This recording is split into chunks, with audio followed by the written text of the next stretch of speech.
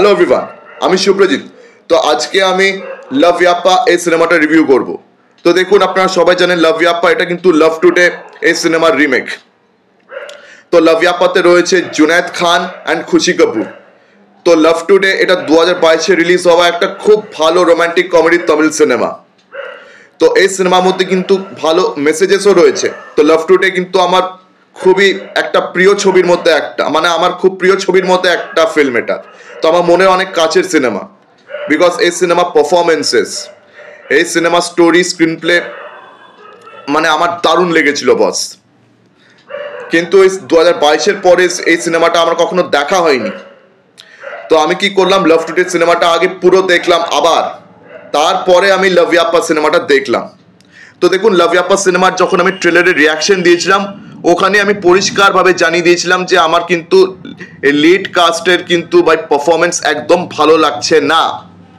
জুনায়েদ খানের পারফরমেন্স আমার ট্রেলারেই খারাপ লাগছিল বস, ওভার অ্যাক্ট করছে মনে হচ্ছে। অ্যান্ড খুশি কাপুরও তাই। অ্যান্ড সত্যি করে বলতে, লাভ ইয়াপ্পা সিনেমাটা দেখার পর আমি আরও বেশি করে রিয়ালাইজ করলাম যে এই সিনেমাটা একদমই পদের রিমেক হয়নি, অথচ এটা কিন্তু লাভ টুডের একেবারে ফ্রেম টু ফ্রেম রিমেক। মানে লাভ টুডের ডায়লগসগুলো লাভ ইয়াপ্পাতে পুরো রিপিট হয়েছে, একদম রিপিট হয়েছে। মানে তামিলের ডায়লগসগুলোকে জাস্ট হিন্দিতে ট্রান্সলেট করে লাভ ইয়াপ্পাতে ইউজ হয়েছে, এতটাই মানে ফ্রেম টু ফ্রেম রিমেক।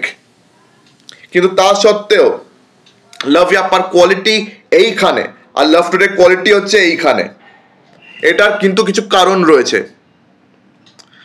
তো প্রথম কারণ, লাভ টুডে সিনেমার ডিরেক্টর প্রদীপ রঙ্গনাথন, যিনি এই সিনেমাতে লিড রোলও প্লে করছেন। তো তিনি এই সিনেমাটা খুব যত্ন করে বানিয়েছেন। তিনি এই সিনেমাটা সির্ফ ডিরেক্টই করেননি, তিনি এটার স্ক্রিন প্লে, মানে ডায়লগস, সব কিছু প্রায় তিনি সামলেছেন। মানে মেন ডিপার্টমেন্টগুলো তিনি সামলেছেন। তিনি সিনেমার director, dialogue writer, screenplay writer, script writer cum lead actor. তো প্রদীপ রঙ্গনাথন কিন্তু খুব যত্ন করে সিনেমাটা বানিয়েছে। অ্যান্ড প্লাস ওর পারফরমেন্স অ্যাজ অ্যান অ্যাক্টর দারুণ লেগেছে। এমনকি ওর সঙ্গে যে লিড অ্যাক্ট্রেস ছিল ইভানা, তারও পারফরমেন্স খুব ভালো ছিল। মানে শুধু প্রদীপ রঙ্গনাথন, ইভানা নয়, মানে এই সিনেমাতে ওদের সঙ্গে আর যারা যারা ছিল, সত্যরাজ, রাধিকা শরৎ কুমার। আমি আগের ভিডিওতে বলেছিলাম উর্বশী, তো ওটা আমার ভুল ছিল, ওটা উর্বশী ছিল না, রাধিকা শরৎ কুমার ওটা। তো এদের সবার পারফরমেন্সেস খুব ভালো ছিল বস। অ্যান্ড ভালো সোশ্যাল মেসেজিংও ছিল এই সিনেমাতে, মানে লাভ নিয়ে, বিশেষ করে লাভ নিয়ে ভালো মেসেজিং ছিল। তো এত ভালো লেগেছিল সিনেমাটা। অ্যান্ড সিনেমাটা কিন্তু অনেকটা গ্রাউন্ডেড ছিল বস। মানে ওভার দ্য টপ কিছু মোমেন্টস আছে, বাট তাও মানে একটা গ্রাউন্ডেড একটা ব্যাপার রয়েছে এই তামিল সিনেমাটার মধ্যে। কিন্তু লাভ ইয়াপ্পা এই সিনেমাটা একেবারে মানে বড্ড লাউড লাগছে। মানে this cinema was too loud, ঠিক আছে? পারফরমেন্সেস বড্ড বেশি লাউজি হয়ে গেছিল। মানে এত লাউজি সিনেমা, পারফরমেন্সেস বড্ড লাউজি লাগছে। অ্যান্ড প্লাস লাভ ইয়াপ্পাতে কমেডিটাও বড্ড বেশি লাউড হয়ে গেছে। এটাকে ওই একটু দিল্লি পাঞ্জাবের কালচারে আর কি ইনকর্পোরেট করার চেষ্টা হয়েছে। তো সেটা কিছুটা ওয়ার্ক করেছে, আবার কিছুটা ওয়ার্ক করেনি। এখন দিল্লি পাঞ্জাব কালচারে যখনই সাধারণত কোনো কাজকে ইনকর্পোরেট করার ট্রাই করা হয়, তখন এটা বড্ড বেশি লাউড হয়ে যায়।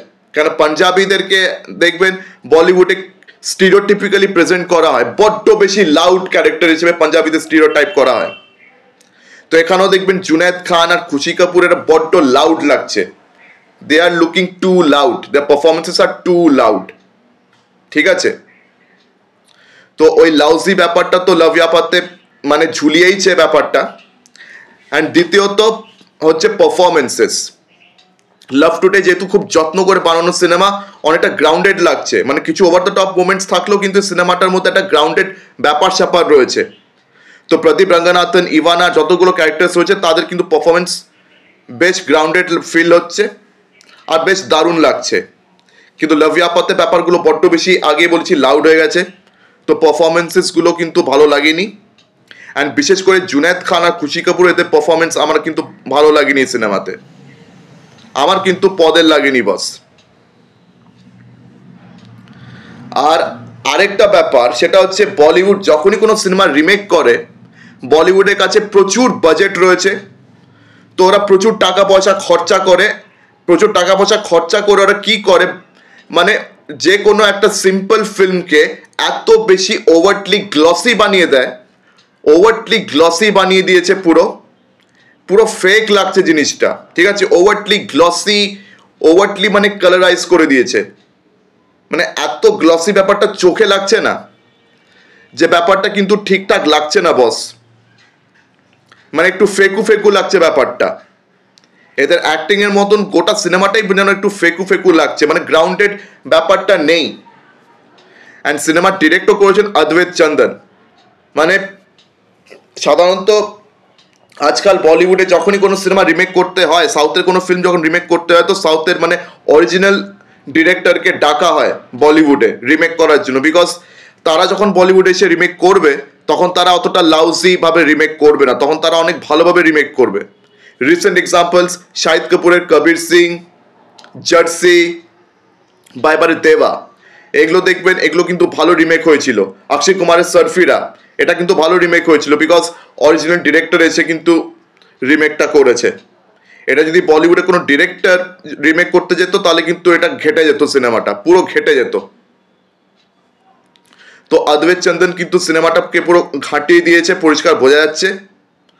অ্যান্ড এই লভয়াপ্পা দেখার পর আরেকটা জিনিস বুঝতে পেরেছি, যেটা আমি ট্রেলারেও বলেছিলাম, যে আজকের দিনে নেপো কিডসকে লোকেরা এতটা হেট করে কেন, বিকজ আজকের দিনে নেপো কিডসরা তারা এতটা বাজে অ্যাক্টিং করছে, এত লাউজি তাদের পারফরমেন্স হয়ে গেছে, মানে অন স্ক্রিন অফ স্ক্রিন তারা প্রচণ্ড বেশি মানে একটা অ্যারোগেন্ট স্পয়েলড ব্র্যাটে কনভার্ট হয়ে গেছে, মানে তাদের স্পয়েলড ব্র্যাট মার্কা নেচার অফ স্ক্রিন তো সবাই দেখতেই পাচ্ছে, অন স্ক্রিনও ভাই এই নেচারটা পরিষ্কার বোঝা যাচ্ছে, মানে একদমই গ্রাউন্ডেড ফিল হচ্ছে না।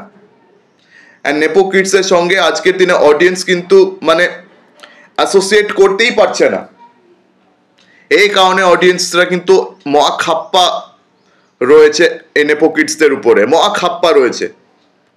তো বস জুনেদ খানকে কিন্তু অনেক ইমপ্রুভ করতে হবে।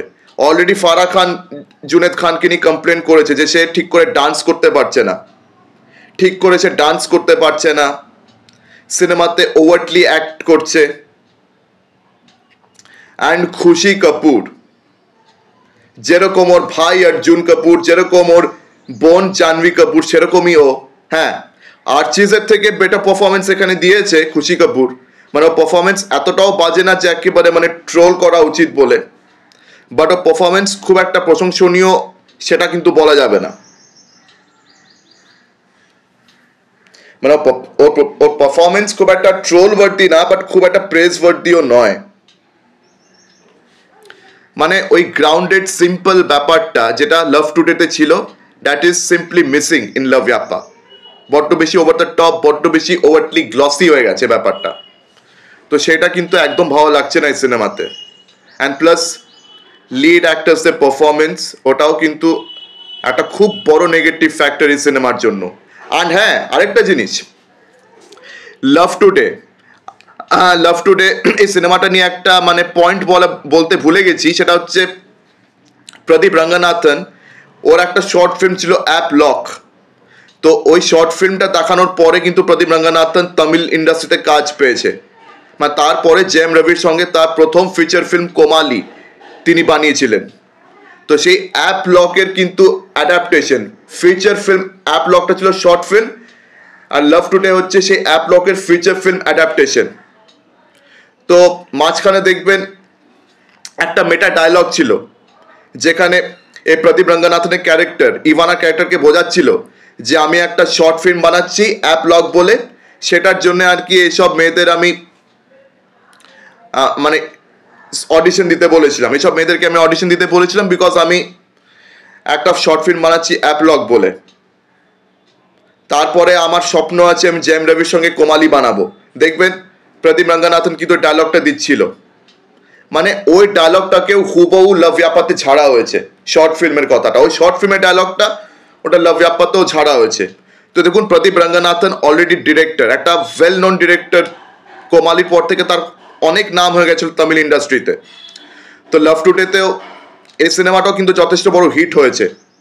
তো এই ডায়লগটা কিন্তু তামিল অডিয়েন্সের জন্য যথেষ্ট অ্যাপ্ট ছিল এই শর্ট ফিল্মের যে ডায়লগটা, তো এটা কিন্তু তামিল অডিয়েন্সের জন্য অ্যাপ্ট ছিল। তো এটাকে একদম হুবহু কপি পেস্ট করে লাভ ইয়াপাতে বসিয়ে দিয়েছে, এটা কিন্তু একদম ভালো লাগেনি। তো এরকম অনেক জিনিস হুবহু কপি পেস্ট করে লাভ ইয়াপাতে বসিয়েছে যেটা কিন্তু মানে অ্যাপ্ট বা প্রপার মনে হয়নি। সো এটা হচ্ছে ব্যাপার। অ্যান্ড প্লাস কমেডি ডোজটাকে লাভ ইয়াপাতে অতিরিক্ত বাড়িয়ে দিয়েছে বস, অতিরিক্ত বাড়িয়ে দিয়েছে। মানে লাভ টুডেতেও কমেডি ছিল ভালো রকম, কিন্তু সেগুলো বেশ গ্রাউন্ডেড ফিল হচ্ছে। মানে আপনি যখন লাভ টুডে বা লাভ ইয়াপা দেখবেন তখন দেখবেন যে লাভ টুডের একটা গ্রাউন্ডেড ব্যাপার রয়েছে, অ্যান্ড লাভ ইয়াপা বড্ড বেশি মানে ওভার দ্য টপ হয়েছে। তো এটা হচ্ছে মেন প্রবলেম এই সিনেমাকে নিয়ে। তো আমি চাই না বলিউড কবে শিখবে, মানে নিজের ভুল থেকে কবে শিখবে। মানে এখন বলিউড তো খুব রিমেকের উপরে কনসেন্ট্রেট করছে, এখন দেখা যাক কি হয়। এইসব নেপো কিডসরা নেভারথেলেস কাজ তো পেতেই থাকবে, যতই বাজে অ্যাক্টিং করুক তাদের কাজ পাওয়া তো বন্ধ হবে না। এটা আপনারা জানেন, আমরা জানি, সবাই জানি। তো যাই হোক, আপনাদের কি মতামত লাভ ইয়াপা দেখার পর? আপনাদের মধ্যে যারা অলরেডি লাভ ইয়াপা দেখে ফেলেছেন আমাকে অবশ্যই কমেন্ট সেকশনে জানান যে আপনাদের কেমন লেগেছে। আর যারা লাভ টুডে লাভ ইয়াপা দুটোই দেখেছেন আমাকে অবশ্যই জানান যে আপনাদের কোনটা বেটার লেগেছে, রিমেক ভার্সনটা নাকি অরিজিনালটা। আমার তো অরিজিনাল ভার্সনটা ফার বেটার লেগেছে। তো এখানে ভিডিওটা শেষ করলাম। আমার ভিডিও ভালো লাগলে অবশ্যই লাইক করুন, বেশি বেশি করে আমার ভিডিওটি শেয়ার করে দেবেন। আর হ্যাঁ, আমার চ্যানেলটিকে সাবস্ক্রাইব করতে অবশ্যই ভুলবেন না।